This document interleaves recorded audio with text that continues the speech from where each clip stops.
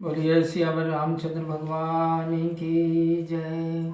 भरत जी की जय। लक्ष्मण कुमार की जय। शत्रुघ्न जी की जय।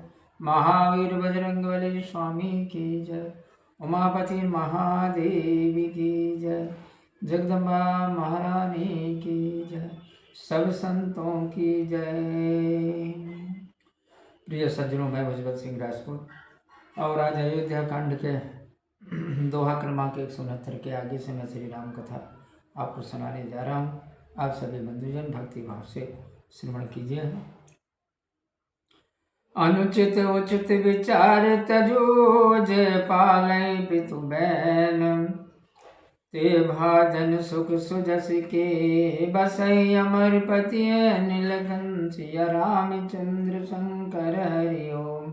जय जय सीताराम हरि मंगल भवन अमंगल हारी द्रवम सुदशरथ अजिर बिहारी। उचित और अनुचित का विचार छोड़कर जो पिता की आज्ञा पालन करते हैं वे सुख और श्रेयस के भागी होकर स्वर्ग लोक में निवास करते हैं। अवश्य नरेश वचन फुर करहु, पालहु प्रजा शोक परिहरहु। सुरपुर नृप पाय परितोषु, तुम कहो सुकृत सुजसु नहीं दोषु। राजा के वचन को अवश्य सत्य करो, प्रजा का पालन और शोक का परित्याग करो। राजा को देवलोक में संतोष होगा और तुमको श्रेयस और पुण्य मिलेगा, दोष नहीं लगेगा। वेद विदित सम्मत सभी काज, पितु दे सुपावै टीका। करहु राजु परिहरहु गलानी, मानहु मोर बचन हित जाने। यह वेद के अनुसार है और इसमें सबकी सम्मति भी है कि जिसे पिता दे वही राज्य तलक पाता है। अतः तुम राज्य करो, ग्लानि त्याग दो और हित जानकर मेरे वचन मानो। सुनि सुख लाभ राम वैदेही, अनुचित कहब न पंडित के। कौशल्यादि सकल महतारी, ते ओ प्रजा सुख हो ही सुखारी। रामचंद्र जी और सीता जी भी इस बात को सुनकर सुख पावेंगे। कोई भी पंडित इसको अनुचित नहीं कहेगा। कौशल्या आदि सब माता भी प्रजा के सुख से सुखी होंगे। परम तुम्हारे राम कर जाने, सो सब विधि तुम सन फल माने। सौंप्यो राजो राम के आए, सेवा करे स्नेह सुहाए। जो तुम्हारे रामचंद्र जी का स्नेह जानता है वह सब प्रकार से तुमसे भला मानेगा। रामचंद्र जी की आने पर उन्हें राज्य सौंप देना और आदर प्रेम से उनकी सेवा करना। की जय गुर आयसु अवसी, कहे सचिव कर जोर।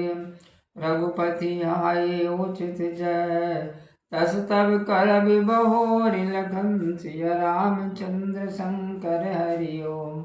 जय जय सीताराम हरि मंगल भवन अमंगल हारी। द्रवम सुदशरथ अजिर बिहारी। मंत्री हाथ जोड़कर बोले, गुरु जी की आज्ञा का अवश्य पालन करिए। श्री राम जी के लौट आने पर जैसा उचित हो तब फिर वैसा ही कीजिएगा। कौशल्या धरि धीरज कहाई, पोते पत गुरि आयस आहाई। सो आदरणीय करिय हित मानी, तजिय विषादु काल गति जानी। कौशल्या जी धीरज धरकर बोली, है पुत्र गुरु जी की आज्ञा हितकारी है, उसका सम्मान करो और हित मानकर वैसा ही करो। काल की गति जानकर दुख को दूर कर दो। बन रघुपति सुरपति नर नाहु, तुम्हें भांति ताति कदराहु। परिजन प्रजा सचिव सब अम्बा, तुम्हें सुत सब कह अवलंबा। हे बेटा, राम वन में है, राजा स्वर्ग में है और तुम इस भांति कातर हो रहे हो।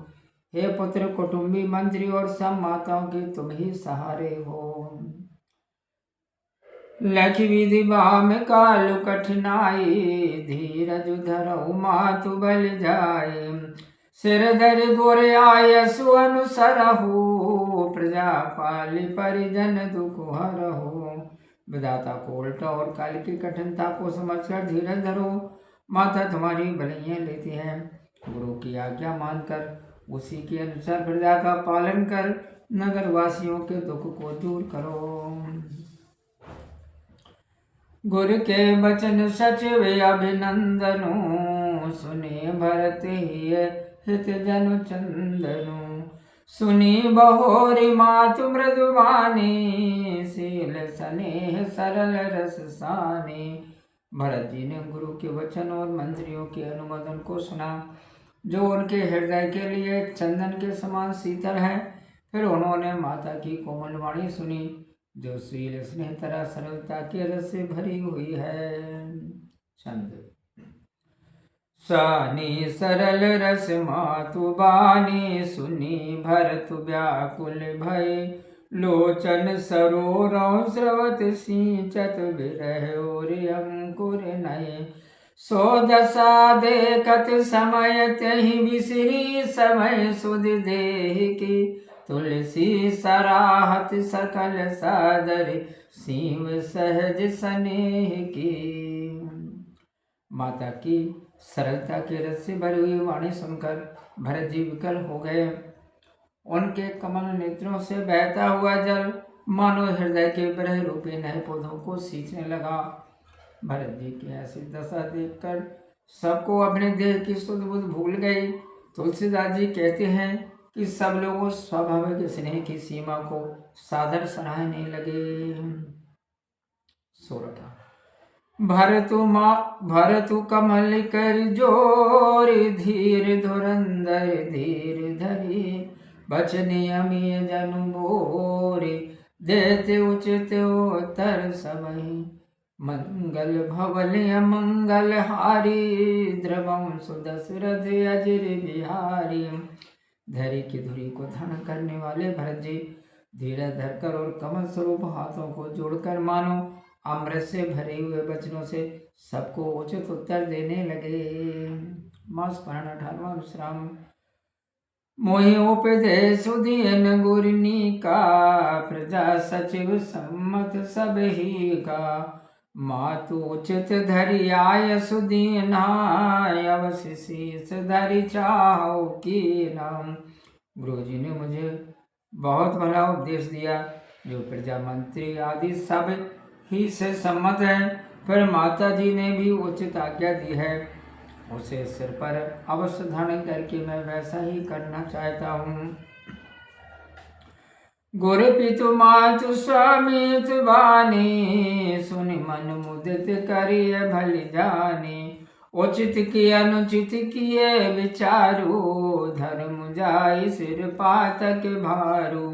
गुरु पिता माता स्वामी और मित्र की वाणी सुनकर उसे अच्छी तरह जानकर प्रसन्न मन से करना चाहिए। उचित अनुचित का विचार करने से धर्म का नाश होता है, वह सिर पर पापों का बोझ होता है। तुम तो देव सरल सिख सोई, जो आचरत मोर भल होई। यद्यपि समुझत हौनी के, तदपि हो तो परितोष न जी के।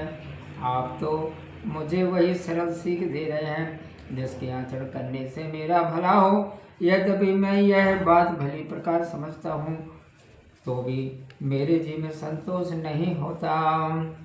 अब तुम विनय मोर सुन ले हो, मोहि अनुहरत सिखावनु देहो। उतरु देव क्षमा बे अपराधो, दुखित दोष सब गनहि न साधो। आप अब लोग मेरी प्रार्थना सुनिए, फिर मुझे उचित शिक्षा दीजिए। मैं उत्तर देता हूँ, इस अपराध को क्षमा करना, क्योंकि साधु पुरुष दुखियों के दोष और गुणों को नहीं गिनते। पितु सुर पुरसिय राम मन, करन कहो मोहि राज। एत जानहु मोर हित, कयापन बड़ काजुल घनसिय। रामचंद्र शंकर हरि ओम, जय जय सीता राम हरि। मंगल भवन अमंगल हारी, द्रवं सुदशरथ अजिर बिहारी। पिताजी स्वर्ग में हैं और श्री सीताराम जी वन में हैं। आप मुझे राज करने के लिए कह रहे हैं, इसी में आप मेरा कल्याण समझते हैं अथवा अपना बड़ा काम। बोलिए सियावर रामचंद्र भगवान की जय। प्रिय सज्जनों, मैं विश्वत सिंह राजपूत और आज श्री रामायण का युद्धकांड के दोहा क्रमांक 171 तक मैंने श्री राम कथा आपको सुनाई। कैसे लगा कमेंट्स बॉक्स में जाकर के आप अवश्य बताइए और आगे की कथा सुनने के लिए आप हमारे साथ बने रहें। तो अपना ख्याल रखिए, खुश रहिए, प्रसन्न रहिए और प्रेम से मेरे साथ बोलिए जय श्री सीताराम।